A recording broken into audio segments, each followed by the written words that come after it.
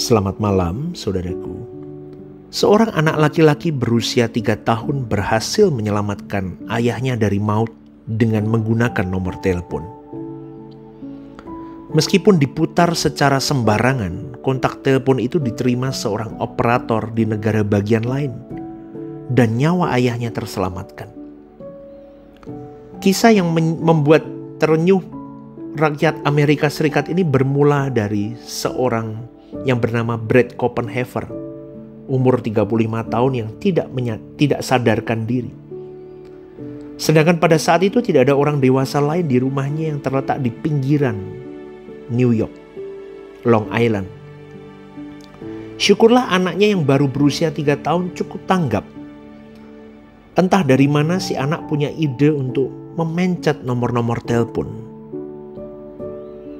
Dan yang menakjubkan, nomor yang diputarnya ternyata tersambung kepada seorang operator di Indiana, bagian tengah Amerika Serikat. Belakangan si ayah siuman dan dalam keadaan setengah sadar berhasil memberitahu nomor telepon rumahnya sebelum ia pingsan kembali.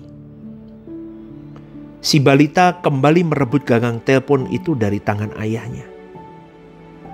Operator yang belum menutup kontak telepon itu dengan hati-hati meminta penelpon cilik itu agar berdiri di depan jendela rumah dan melambai-lambaikan tangannya. Anak itu dengan patuh melaksanakan perintahnya, saudaraku. Dan tidak tanggung-tanggung dia menunggu 1 jam lamanya sebelum polisi dan petugas paramedis datang. Dan puji Tuhan, nyawa ayahnya pun terselamatkan. Tuhan Yesus sangat menaruh perhatian kepada anak-anak kecil. Karena di dalam nurani seorang bocah ada kepolosan, keluguan tanpa pamrih, dan tidak ada kemunafikan. Saya landasi cerita ini di dalam Matius 18 ayat yang ke-6. Barang siapa menyesatkan salah satu dari anak-anak kecil ini yang percaya kepadaku, lebih baik baginya jika sebuah batu kilangan diikatkan pada lehernya, lalu ia ditenggelamkan ke dalam laut. Dari renungan ini, saudaraku, Tuhan melihat hati kita.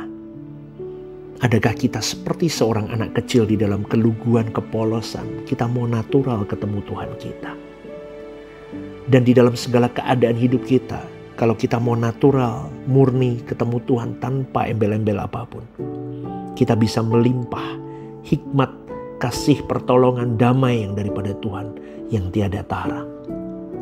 Jauhkan kemunafikan hidup. Bertemulah dengan Tuhan yang hidup. Selamat malam dan Tuhan memberkati.